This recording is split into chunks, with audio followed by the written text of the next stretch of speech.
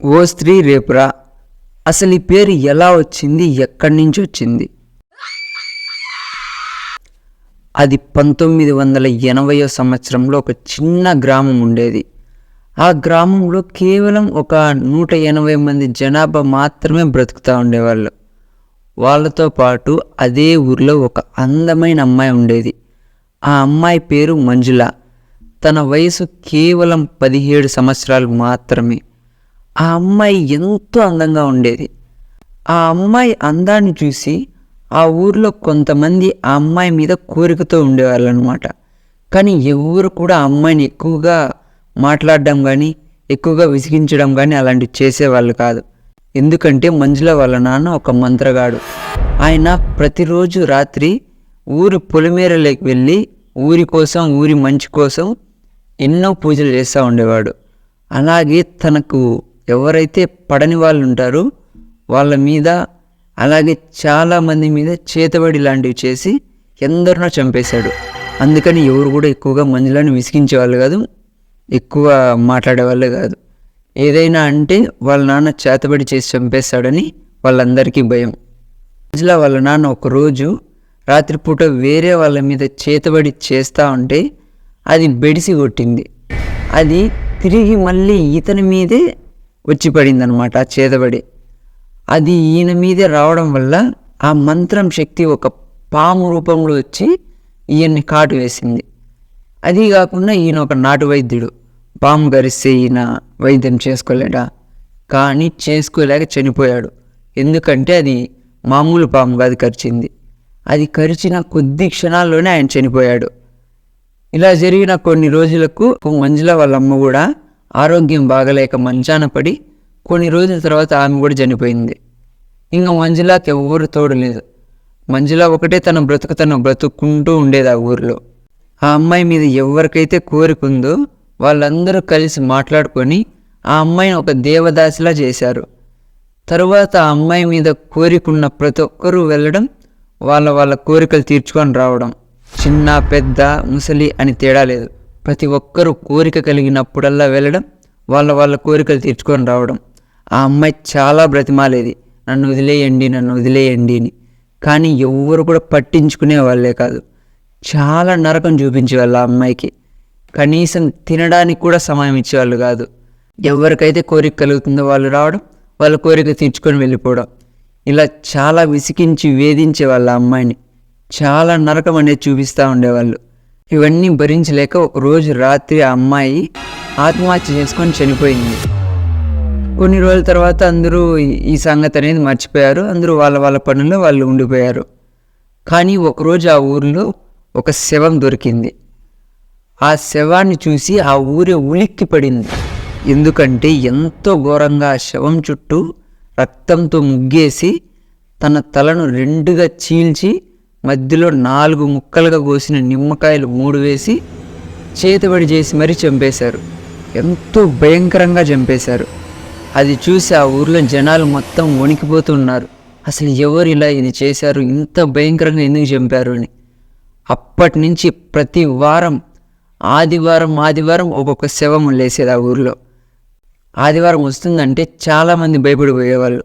ఎవరు చనిపోతారు అని. ఇలాగే అందరూ ఇంట్లో నుంచి బయట అనేది వచ్చేవాళ్ళే కాదు. కానీ ప్రతి ఆదివారం ఒక శవం లేసేది. అలాగే చుట్టూ రక్తం ఉండడం, తలను 2గా చీల్చి చంపేయడం. ఇదంతా ఎవరు చేస్తున్నారో కనబెట్టాలని ఒక అతను ఆదివారం 11 గంటలు అట్లా అవుతా ఉంటుంది రాత్రి. అప్పుడు వాళ్ళ ఊరి మధ్యలో ఉన్న ఒక పెద్ద మర్రి చెట్టు ఎక్కాడనమాట. పైన ఎక్కి కొమ్మల్లో దాంకొని ఉన్నాడు. ఇది ఎవరు చేస్తున్నారు చూడల్లా, అసలు ఎవరు ఇంత ఘోరంగా చంపేస్తున్నారు మా ఊరి జనాల్ని అని అతను ఆ చెట్టు పైన వెళ్ళి దాంకొని చూసుకోని అన్నాడు మొత్తం అంతా చుట్టుపక్కల. అప్పుడు సరిగ్గా సమయం 1 గంట అలా అయింది. అప్పుడు ఎవరో ఒక నీడ నడుచుకుంటూ ఆ ఊర్లోకి వస్తుంది. ఆయన అలానే చూస్తున్నాడు, ఎవరు వస్తున్నారు అని.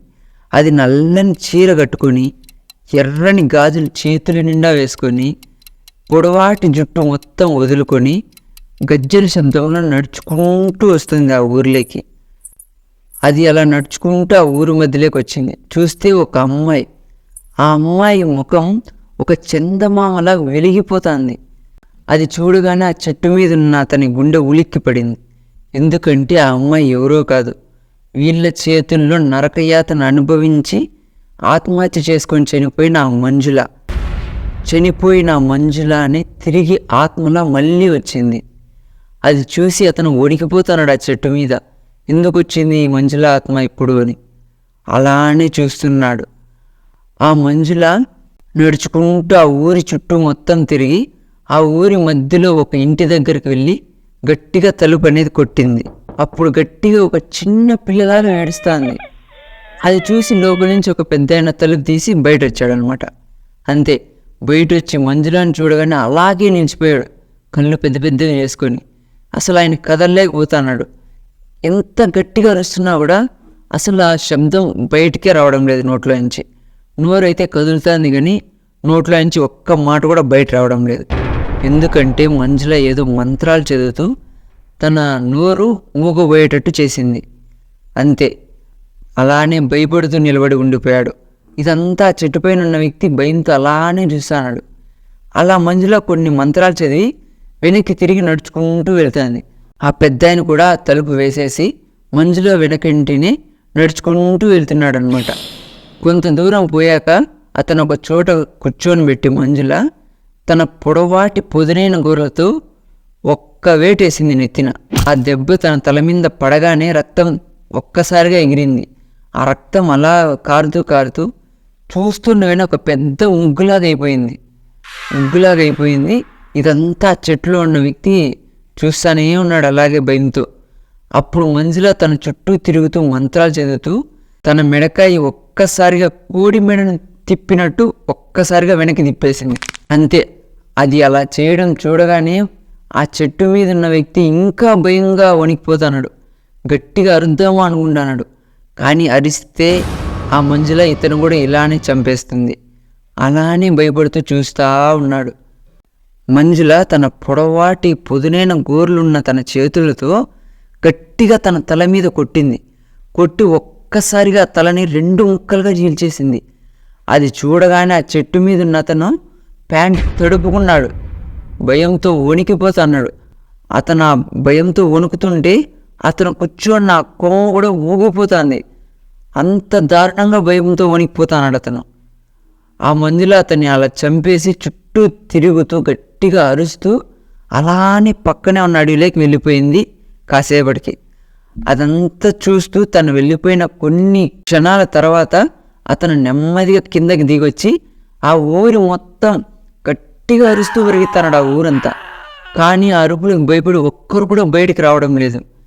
ఎంతో దారుణంగా అరుస్తూ పెరుగుతున్నాడు, కానీ ఒక్కరు కూడా తలుపులు తీసి బయట అనేది రావడం లేదు. ఇతను అలాగే తెల్లవారయ్యేంత వరకు పరిగెడుతున్నాడు ఊరంతా అరుస్తా. అప్పుడు ఒక్కరొక్కరుగా నెమ్మదిగా బయట రావడం జరిగింది. ఇతను జరిగింది మొత్తం చెప్పాడు. మన ఊరి వాళ్ళని చంపేస్తుంది ఎవరో కాదు, ఆ చనిపోయిన మంజులాని ఇలా ఆత్మయ్య అందరినీ చేతబడి చేసి చంపేస్తుంది అని అందరికీ చెప్పాడు. కానీ ఇది ఎవరు నమ్మడం లేదు. ఎందుకంటే మంజులాకి అసలు మంత్రాలు ఎందుకు వస్తాయి, అది ఎవరు నేర్పించింటారు అని ఇలా అందరూ ఉన్నారనమాట.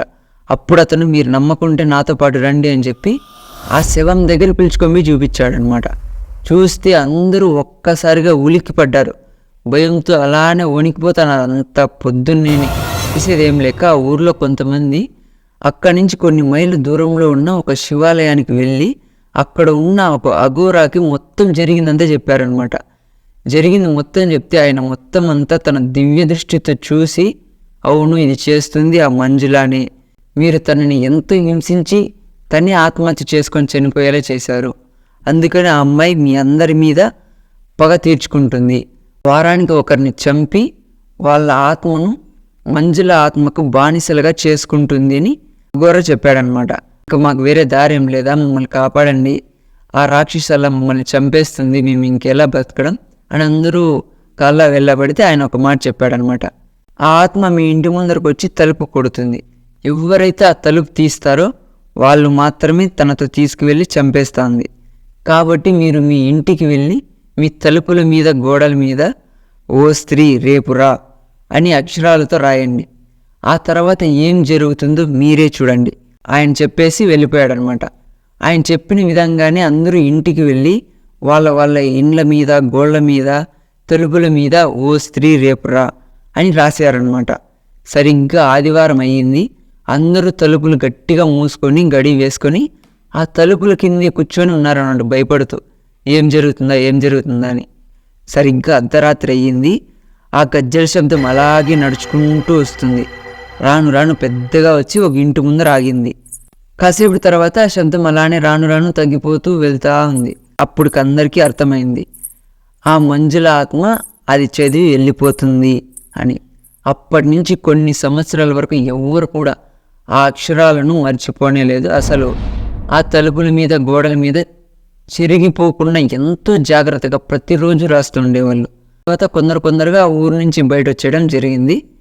అలాగే మొత్తం ఊరంతా ఖాళీ కూడా అయిపోయింది. కానీ ఇప్పుడు కూడా ఆదివారం అర్ధరాత్రి పూట గజ్జల శబ్దం వస్తూ ఉంటుందని కొంతమంది అంటూ ఉంటారు.